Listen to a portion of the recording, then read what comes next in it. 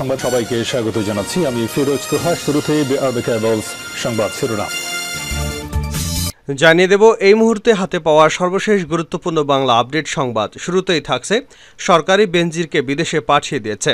সাবেক আইজিপি বেনজির আহমেদের দুর্নীতির ভয়াবহ চিত্র প্রকাশ হবার পর সরকারি তাকে বাঁচাতে গোপনে বিদেশে পাঠিয়ে দিয়েছে বলে অভিযোগ করেছেন বিএনপির মহাসচিব মির্জা ফখরুল ইসলাম আলমগীর।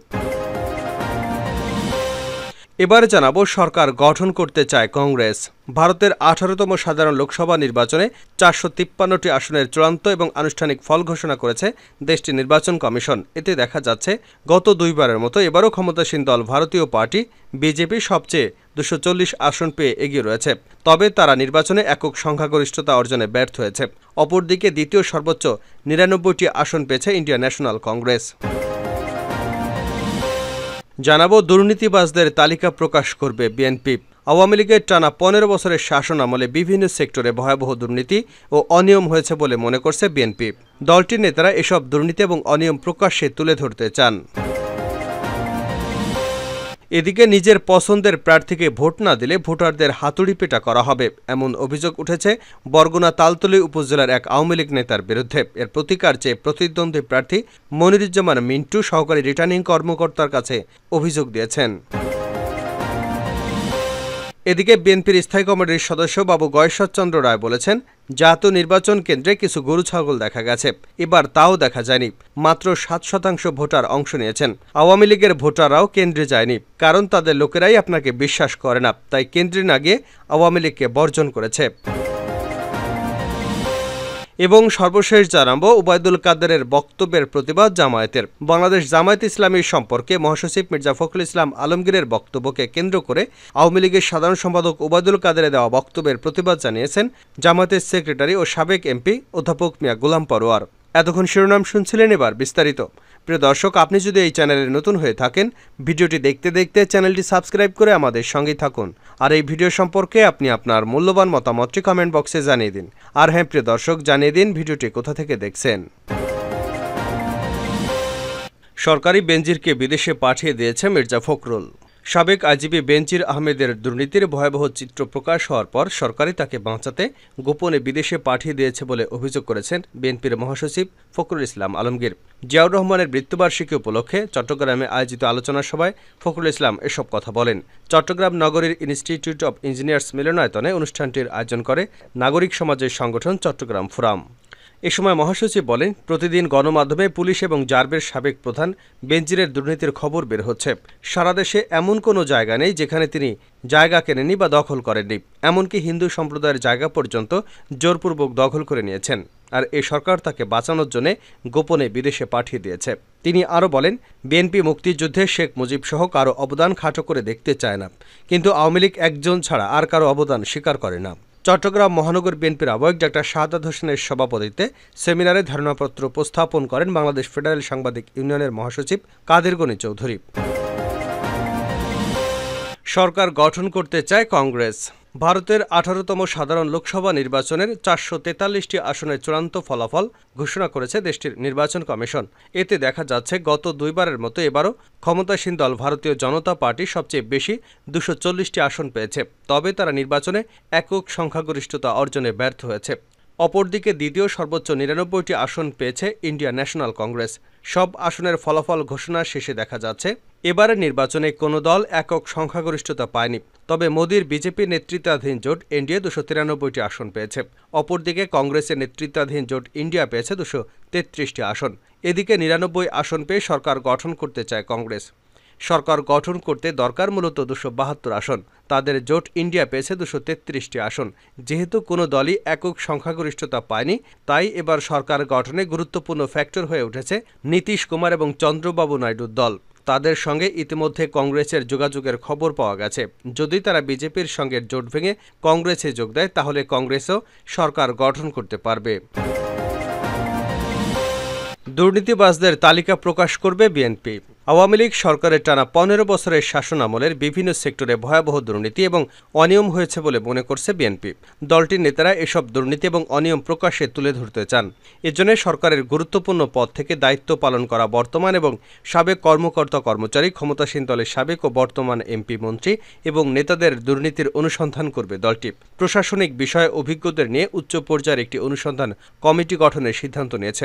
তারা বিভিন্নভাবে অনুসন্ধান করে তথ্যপাত্র সংগ্রহ করবে। পরে সংবাদ সম্মেলনের মাধ্যমে তা আনুষ্ঠানিকভাবে প্রকাশ করবে বিএনপি। একই সঙ্গে তথ্য প্রমাণ সহ সরকার সংশ্লিষ্ট দুর্নীতিবাজ কর্মকর্তা, মন্ত্রী, এমপি এবং নেতাদের নামে লিফলেট তৈরি ও বিতরণ করা হবে। সোমবার রাতে দলের ভারপ্রাপ্ত চেয়ারম্যান তারেক রহমানের সভাপতিত্বে স্থায়ী কমিটির ভার্চুয়াল সভায় সিদ্ধান্ত হয়। জানতে চাইলে বিএনপির স্থায়ী কমিটির সদস্য ইকবাল হাসান মাহমুদ টুকু বলেন, সাবেক সেনাবাহিনীর প্রধান আজিজ আহমেদ, সাবেক পুলিশ প্রধান বেনজির আহমেদের মতো সরকারের আরও অনেক রয়েছে। তাদের নানা দুর্নীতি এবং অনিয়ম জনগণের সামনে আমরা তুলে ধরব। দুর্নীতিবাজদের তালিকা আমরা প্রকাশ করব। এ নিয়ে দায়িত্বশীলরা কাজ করছেন। তিনি আরও বলেন, বর্তমান শাসক গোষ্ঠীর দুর্নীতি আর লুটপাটে দেশের অর্থনীতি তছনছ হয়ে গেছে। এ কারণে রিজার্ভ ও ডলারের ঘাটতি দেখা গেছে। এখন আজিজ বেনজিরের পাহাড়সম দুর্নীতির তথ্য বের হলেও দুর্নীতি দমন কমিশনের কোনো তৎপরতাই নেই। আওয়ামী লীগ সরকারের অধীনে অনুষ্ঠিত গত ৭ই জানুয়ারি নির্বাচন বিএনপি নেতৃত্বে দেশে নিবন্ধিত অনিবন্ধিত ৬৩টি রাজনৈতিক দল বর্জন করে। নেতাদের ভাষ্য, ১০%-এরও বেশি মানুষ ভোটকেন্দ্রে যায়নি ভোট দিতে।